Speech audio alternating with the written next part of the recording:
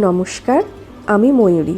Golden জুটির নতুন একটি ভিডিওতে আপনাদের সকলকে জানাই স্বাগত। আজ যে ভিডিওটি আমি শেয়ার করছি সেটি হলো মহাষষ্ঠী এবং মহাসপ্তমীর ভিডিও। জানি পুজো অনেক দিন আগে শেষ হয়ে গেছে, পুজো কেটে লক্ষ্মী পুজোও শেষ হয়ে গেছে, আমি তারপরে এই ভিডিওটি পোস্ট করছি। তাহলে চলুন ষষ্ঠী এবং সপ্তমীতে কী করলাম সেগুলোই আপনাদের সাথে শেয়ার করি। সকালবেলা আমরা তিনজন ব্রেকফাস্ট করে বেরিয়ে পড়লাম মেদিনীপুরের উদ্দেশ্যে। আমরা ঠিক করেছিলাম ষষ্ঠীর দিন আমরা মেদিনীপুরে ঠাকুর দেখব। তাই সবার আগে আমরা হলদিয়া থেকে বেরিয়ে হাই রোড ধরে চলে গেলাম আমিনিয়াতে লাঞ্চ করতে। ষষ্ঠী হলো আমাদের পেট পুজো কিন্তু থেমে থাকবে না। আমিনিয়ায় পৌঁছে দেখি আমিনিয়া খুব সুন্দর করে পুজোর জন্য সেজে উঠেছে। এটি হলো কোলাঘাটের আমিনিয়া। আমি এর আগেও একটি ভিডিওতে কোলাঘাট আমিনিয়ার রিভিউ দিয়েছিলাম। ওনাদের ব্যবহার যতটা না ভালো ততটাই ভালো কিন্তু ওনাদের খাবার। পুজো হওয়ার দরুন সেদিন নিচে আমরা সিট পাইনি, তাই আমাদের বলা হলো দোতলায় চলে যেতে। দোতলাতেও দেখলাম ওনাদের যে অ্যাম্বিয়েন্সটা সেটা খুব সুন্দর, আর পুজো উপলক্ষে ওখানে পুজোর গানও বাজছিল।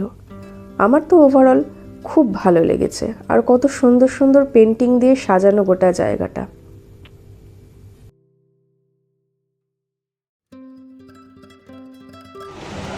আর দোতলার এই বড় জানলাটা দিয়ে পুরো হাই রোডটা দেখা যাচ্ছে। এখান দিয়ে যত রকমের বাস লরি যায় সব দেখা যাচ্ছে।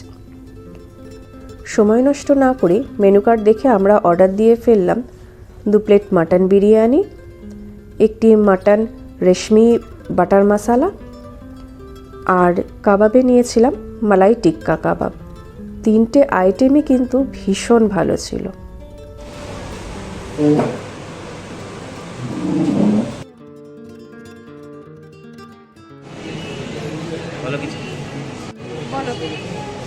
আজকে আমাদের পুজোর প্ল্যান চেঞ্জ হয়েছে। তো প্রথমেই হচ্ছে আমরা পেট পুজো করতে ষষ্ঠী, তবু পেট পুজো করছি কারণ এটাতেই আনন্দ। তারপরে ঠাকুর দেখতে যাবো। আর ওর ঘাড় ভেঙে খাওয়া হবে তো আজকে। হ্যাঁ, আজ সবাই সবার ঘাড় ভেঙে খাবো। আসলে আমরা তিনজন যখন একসাথে হই না, তখন আমাদের খাওয়ার ঘোরার কোনো শেষ হয় না। আর যত বয়স বাড়ছে খাওয়ার পরিমাণ কমার থেকে আমাদের যেন দিন দিন আরও বেড়েই চলেছে। আর ওই যে বললাম, আমাদের ওই ভাইটির সাথে দেখা হলে ওর ঘাড় ভেঙে খেতেই আমাদের দুজনের বেশি ভালো লাগে। কথা বলতে বলতেই ওনারা এসে মালাই টিক্কা কাবাবটা সার্ভ করে দিলেন আমাদের। বেশ ভালো ছিল। আর কাবাবের সাথে এরকম একটি দইয়ের রায়তা, আর এইটা ওই পুদিনা পাতার রায়তা, সেটিও ছিল। সব নিয়ে খাবার দাবারের এক্সপিরিয়েন্স কিন্তু খুব ভালো টেস্ট খাবারের। আর কাবাবগুলো তো ভীষণই সফট ছিল।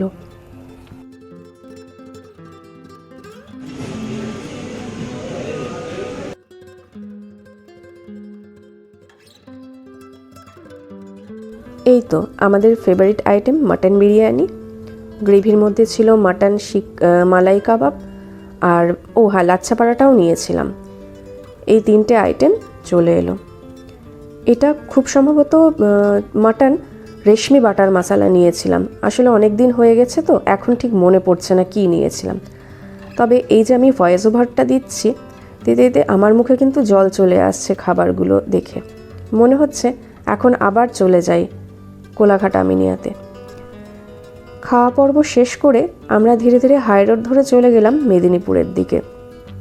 আর আকাশটা দেখেছেন, মনে হচ্ছে না একদম সেই মেঘ ভাঙা বৃষ্টি হবে? আর হয়েও ছিল তাই, জানেন। কিছুক্ষণ পর মানে মেদিনীপুর ঢোকার আগেই মুষলধারে বৃষ্টি এসেছিল।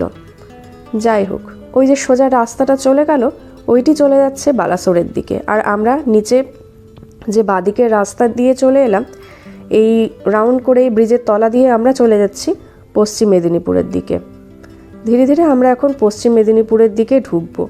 ফার্স্টে বাইপাসের রোড ধরে মেদিনীপুর টাউনে ঢুকবো আমরা। চলুন আপনাদের সাথে রাস্তাটাও আমি শেয়ার করি। এই যে এই রাস্তাটা যেটা হচ্ছে, এইটা হলো মেদিনীপুরে বাইপাসের রাস্তা।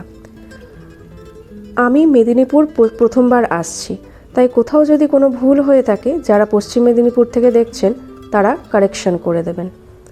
আর যেতে যেতে দেখলাম রাস্তায় মাছও বিক্রি করছে। আর এখন আমরা কংসাবতী নদীর ওপরে এই ব্রিজ দিয়ে যাচ্ছি। নিচে কংসাবতী নদী বয়ে চলেছে।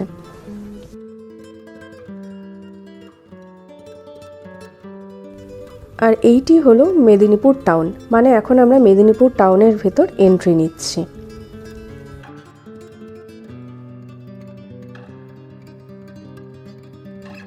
আমি তো মেদিনীপুর প্রথম আসছি, তাই সেইভাবে মেদিনীপুরের রাস্তাঘাট বা জায়গা কোনো কিছুই আমি চিনি না। কিন্তু আমার হাজব্যান্ড আর আমার সেই দেওর, ওরা দুজনই মেদিনীপুরে থেকেছে কয়েক বছর, তারা সেখানে পড়াশোনা করেছে। তাদের কাছ থেকেই জেনে নিন মেদিনীপুরের রাস্তাঘাট সম্পর্কে।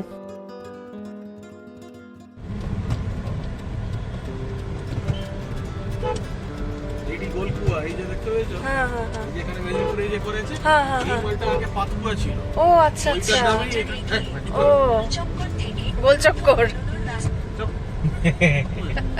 ওইটি ওই জন্য গোলকুয়া চক ওইটি নাম, ঠিক আছে। এইবার আমরা এই যে যাচ্ছি, ভুলে গেছে এই যে মেদিনীপুর কলেজের রাস্তা দিয়ে এখন আমরা যাচ্ছি। আচ্ছা আচ্ছা, ভুলে গেছি, আমার মাথায় আর কিছু নেই। তাও যদি বসে থাকতাম ঠিক আছে, এর সাথে যে চালাতে হচ্ছে আবার খাবো। এই তো মিদনাপুর কলেজ, কলেজের স্কুল, এর একটু পরেই কলেজ, এর পাশেই আমাদের ওই যে কলেজ। এবার মনে এই এইগুলো কলেজের বিল্ডিং। এবার বাঁ দিকে ঘুরতে হবে, তাই তো? কলেজের বিল্ডিং। এই বাঁ দিকে ঘুরতে হবে তো, এইখানে আমি পড়ি। এইটি কলেজের মাঠ, এই দেখো। আচ্ছা আচ্ছা, এইটা কলেজের মাঠ। এইটা কলেজের এই ভেতরের মাঠ। আচ্ছা, এখানেতেই সব ওই খেলা ফেলা হয় যে হ্যাঁ কলেজের হ্যাঁ, এই যে ভেতরে। মিদনাপুর কলেজ। এই যে এটা গেট। এবার বাঁ দিকে তো, হ্যাঁ, এবার মনে পড়েছে। আর এটি হচ্ছে কলেজ মোড়। ও এখানে আসতো সারা জীবন, এখানেই ঘুরেছে সালা, ভুলে গেছে। আমিও ভুলে গেছিলাম, এখানে আসতে মনে পড়লো।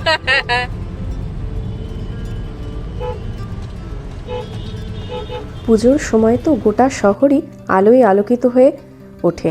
মেদিনীপুরও কিন্তু তার অন্যথা হয়নি, গোটা শহর জুড়ে আলো আর প্যান্ডেলে ভরে উঠেছে। আর আমি তো প্রথমবার মেদিনীপুর যাচ্ছি, আমার কিন্তু এখানকার রাস্তাঘাট, প্যান্ডেল, ঠাকুর সব কিছুই খুব ভালো লেগেছে।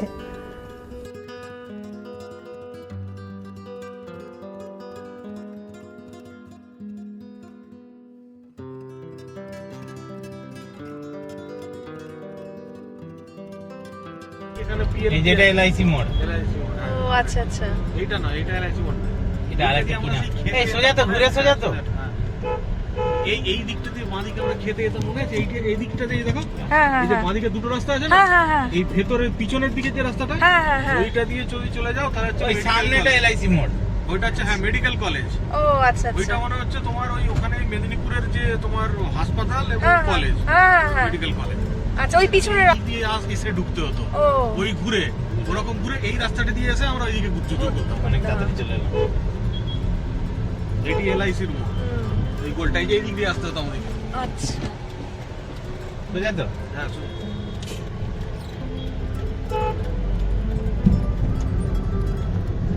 মেদিনীপুরেও দেখছি ওরম একটি ঘড়িঘর করা আছে, একটি ঘাটালেও করা আছে, এবং মেদিনীপুর টাউনেও দেখি একটি ঘড়িঘর রয়েছে। এটা হলো মেদিনীপুরের বাস স্ট্যান্ড। এখান থেকে সব সামনে বাস আসছে ছাড়ে ডান দিকে। বোলপুর, বর্ধমান। ওই যে ডান দিকে ওই যে বিল্ডিং দেখা যাচ্ছে দোতলা মতন, ওইটাই বাস স্ট্যান্ডের বিল্ডিং, ওর পেছনেই বাস স্ট্যান্ড।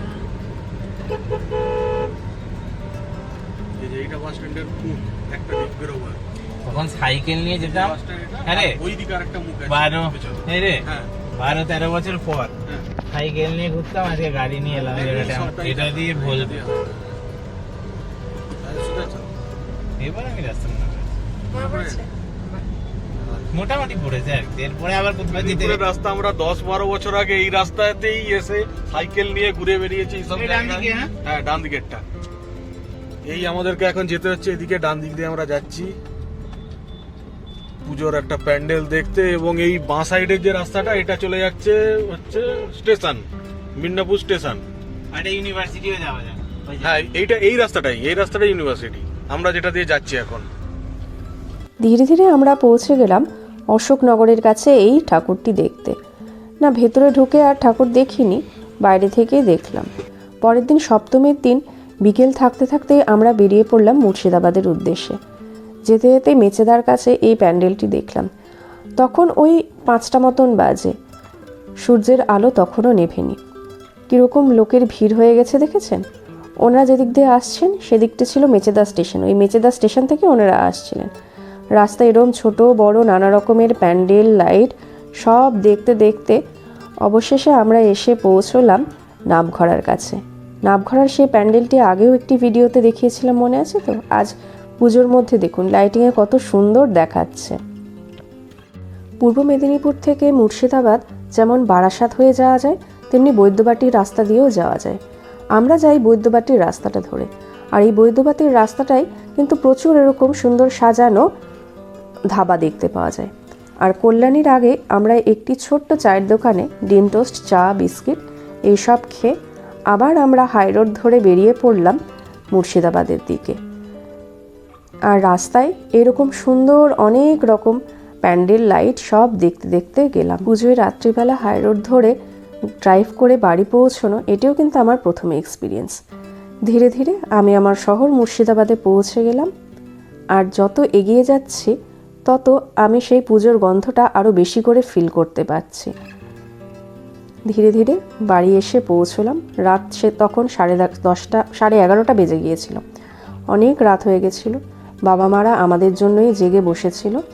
বাবা গেল অপ্রতিমকে গাড়িটা কোথায় পার্ক করবে সেইটা দেখানোর জন্য, আর আমি ধীরে ধীরে বাড়িতে ঢুকে পড়লাম। তাহলে ভিডিওটি আজ এইখানেই শেষ করছি। পরে অষ্টমী, নবমী, দশমীর ভিডিও পরে আবার আপনাদের সাথে শেয়ার করব। ভালো লাগলে লাইক, শেয়ার, সাবস্ক্রাইব করে দেবেন।